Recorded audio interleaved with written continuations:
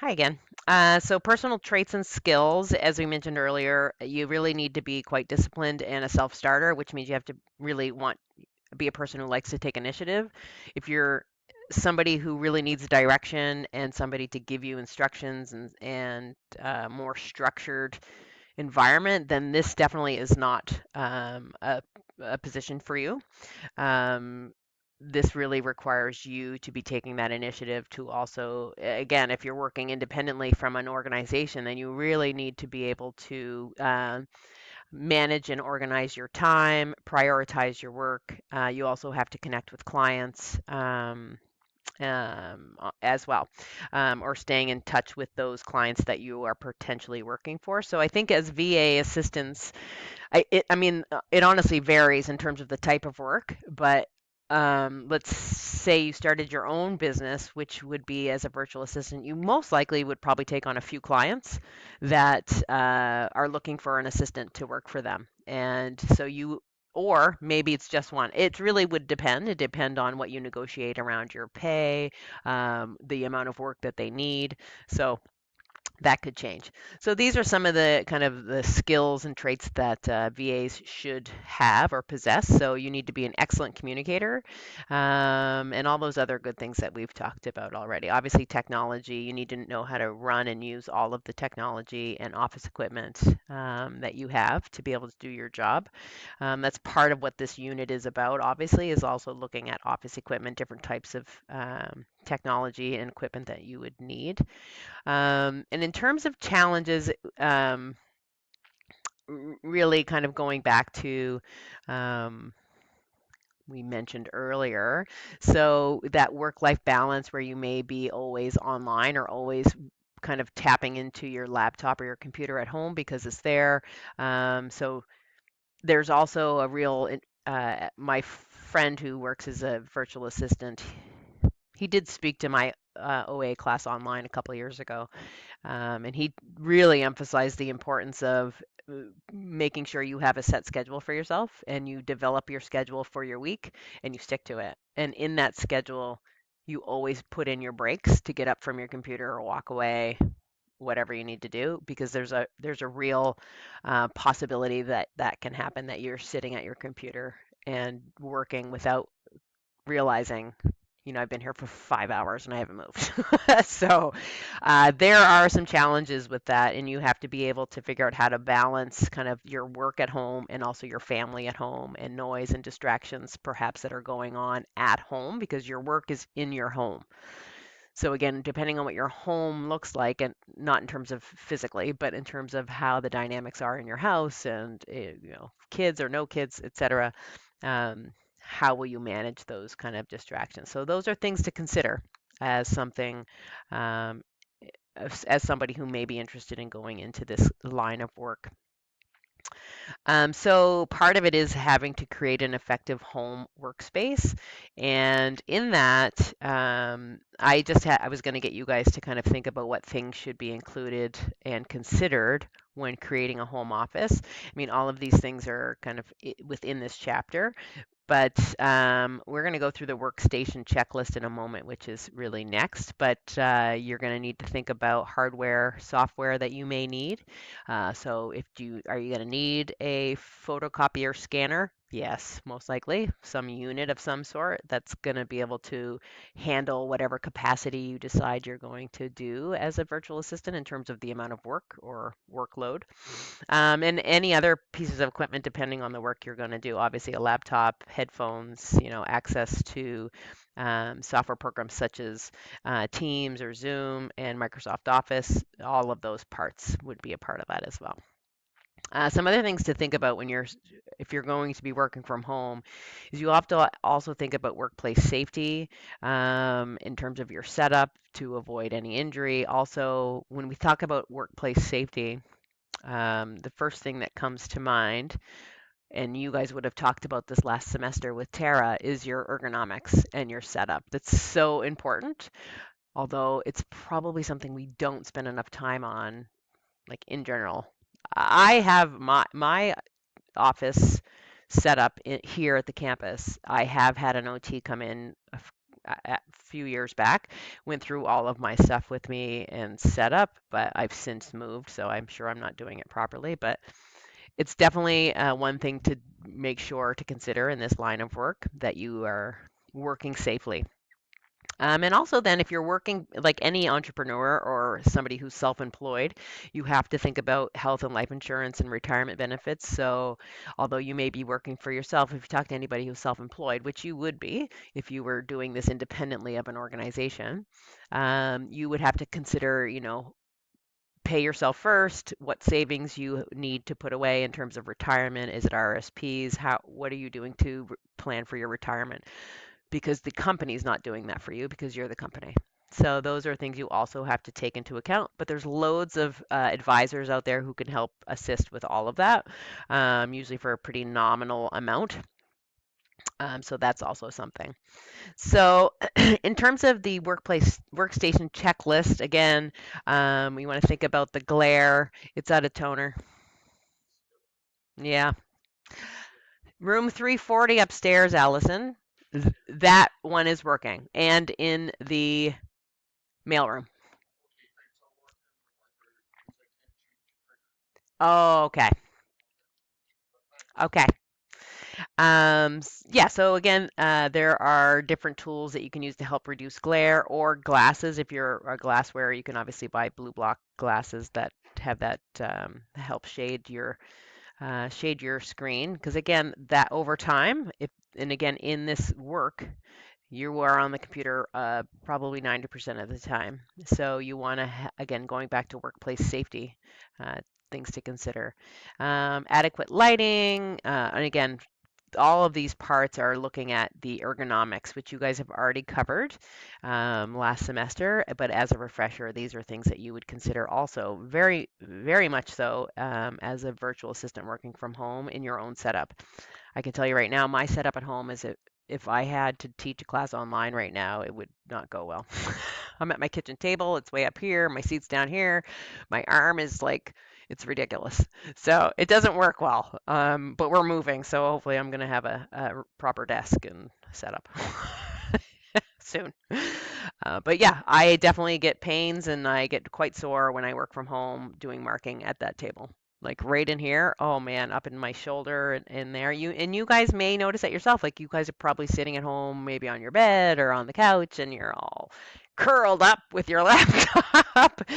Not always the best for your body. So just maybe more so when you get a little older. But um, so these are some like survival strategies, and I mentioned this earlier. Again, taking a break is needs to be scheduled in. You need to schedule, kind of that relaxation or exercise or any of those things that are going to help you stay healthy um, in your workplace. That goes for anybody, really. It doesn't necessarily need to be for virtual assistants, but all of these things we know are good for us. And I think the last one I love the most, I'm really good at rewarding myself a lot of the time. And it usually has to do with like wine, a good wine. But yeah, these are definitely things to think about and to consider as a virtual assistant. So again, you can review chapter 14. I'm just going to pop out of here for a moment, so just bear with me. I just want to go over the uh, assignments for this unit, which aren't due for a bit, but again, you have access to them, so you can, as I mentioned yesterday, uh, I would take advantage of the time you have. If you wait to the last minute or the day or two before, um, it's not going to go well. And you'll be pretty stressed, is my guess. So there's two. These are not task related like the last two. They're not simulated projects. Um, Sorry, I'm just moving that around a little. So assignment 3, the first one, just going to move that over there. So you don't need any other text really. besides your textbook. You don't need the simulated projects book for this. But basically, in this assignment, you're looking at innovations in, I should change that to AP. Our name changed, but OA or AP technology. And I have just a bit of a scenario that you're an assistant for Jack Smith, and he is considering moving you to a remote office. Not only does he want you to work from home, but he also wants you to have office equipment and technology to make your office more modern and efficient. He asks you to research the latest advances in office administrative technology. You can decide what type of business Jack runs. That's up to you. And Jack owns the company. So if you want it to be a construction company, that's fine. Um, but once you kind of decide what business it is, so again, thinking about what most likely all of the equipment would be the same, regardless of the type of business. You still have to do administrative work. It's not like you're going to be doing carpentry. so, so you're going to do a couple things in this assignment. You're going to create an email to Mr. Smith. You're going to use a Word document. In that Word document, I do want you to format using the guide words. So to, from, subject line, and then the greeting. Okay, so just again, mirror the components of an email in that Word document. Now, so proposing that you work from home, why you want to, what advantages there will be for you and him and his company. So in the email, you're basically doing a persuasive request to work from home. And you guys are well versed in persuasion at this point. You're going to create a list of equipment you will need for your home office. These will be his company expenses and not out of pocket for you. Include in your list at least 3 things on there. I got it. That's a little spelling error. On that are new and advanced equipment, software, office supplies, etc. that you would like to try. You will attach the list to your email. So I do have to double check these links, which I will do as soon as I'm done here, but I'm pretty sure they're all fine. I do have some links here to assist in some of that research. So you can use these. You can veer off into your own world of research. There's loads of stuff out there, but these are some links that you can use as well. So that's the first step. Then you're going to create your email. And also, as part of our role as admin assistants, it's not just about getting that email sent. We also want to make sure it's properly formatted, that it meets all those requirements that we've talked about in communications in terms of readability factor, bullet points or headings in that help the reader to be able to navigate your message easier. So I do make a note there about subheaders, and headers are welcome. Let him know you would like to formally propose becoming a virtual assistant and are seeking his approval of your plan to do so. I did reference the discussion items on page 285 that you can look at, which are basically the questions that we would have done at the beginning of this session. Again, you can use bullet points where appropriate. Note, you do not need to reference the material in your textbook. However, if you do use any of these sites, you should include just a reference to those at the end of your Word document where your email is. Excuse me. 3, again, as part of that, you're creating that list of equipment. So note in your email the attached list of equipment. So that's something that you would attach. And you'll make note of that in the email and explain the items on the list that are new and advanced equipment or technology software. You do not need to explain how to use the equipment, but you are going to explain, I do want you to explain what the items are. Okay, so telling me what they are, and note why you think that these items would make you a better remote assistant. Okay, so that's kind of you're going to attach a list of equipment, but in your email, you're going to emphasize those technologies, what they are, and why they would be important for you in your role. And so then the what to submit there is that email written in a Word document, a list also in a Word document of your equipment. The list should include the URLs so that Jack, aka me, can look at it for more information. And then there's a rubric down below. That's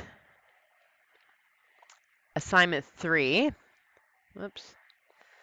And that is, I think that's not due until February 19th, I believe. Yeah, it's due on the 19th. So you'll see there are quizzes the following week. Assignment 4, this is a PowerPoint presentation that you're going to be putting together. Again, drawing on all of those new skills that you've learned over the semester. So oh, this is recording over 15 minutes. Huh. That must have increased. So in this assignment, you're going to conduct some more research to create a PowerPoint presentation that instructs the viewer how to operate basic office equipment and technology. So I made a list of some equipment. I want you to choose 3 that you are not familiar with or haven't had a lot of experience using. So choose 3 of those, and then obviously you want to do some research on those 3. You've used all of these things except for the electric hole punch. We don't necessarily have any product activity applications on the laptop here. Would probably be the most new or unknown to you. So things to consider, but you'll do some research on those in terms of how they're used and what they're for.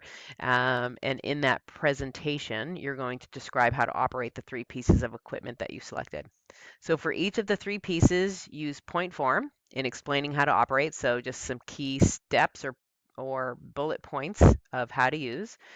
Again, formatting is important. Keep it concise and use a minimum of 6, but no more than 10 slides. Use the same PowerPoint background for each slide. So if you choose to use a theme, that's fine. It'll carry through. But again, make sure that it all flows and the theme and or the background are the same or within that same theme. So 4 and 5 here, I have use a photo for each piece of equipment that you look at. So of those 3, I want you to also include a picture to go along with in that slide with how to use it. Okay, so you're going to also include a picture. And then the final slide, you'll have your APA from the sites that you use to access the information regarding that piece of equipment. That is really the next 2 pieces over the next, this is due on the 22nd, so really takes us through February. There is some things to consider down here in the rubric. So what I'll be looking for is professionalism in terms of error-free. So make sure you're proofreading and editing everything, and describes how to operate 3 basic pieces of office equipment and technology using the bullet points in the description. Background use is consistent, professional title page created, and at least 3 pictures. So those are some of the components of the assignment as well. These are pretty straightforward, but again, the research and finding out that information, then gathering it together, creating an email, and then a PowerPoint are going to take some time. So just be sure to give yourselves enough time to do that. I also wanted to note that I'm going to go back to the course home. Next week on Tuesday, we have a guest speaker coming in. It's in our calendar. I'm just going to scroll down there. I've invited Nancy Breen in she does this talk on career limiting moves. So she's going to be talking to both the BAs and to you guys. So just make note of that in your calendar. So that'll be at 10:30 at the start of our class period on Tuesday. Yeah, so just make note of that. That's it. That's all, folks. We will see you next week. Have a good weekend. Stay safe tonight, tomorrow. Roads aren't looking too great. So, signing off.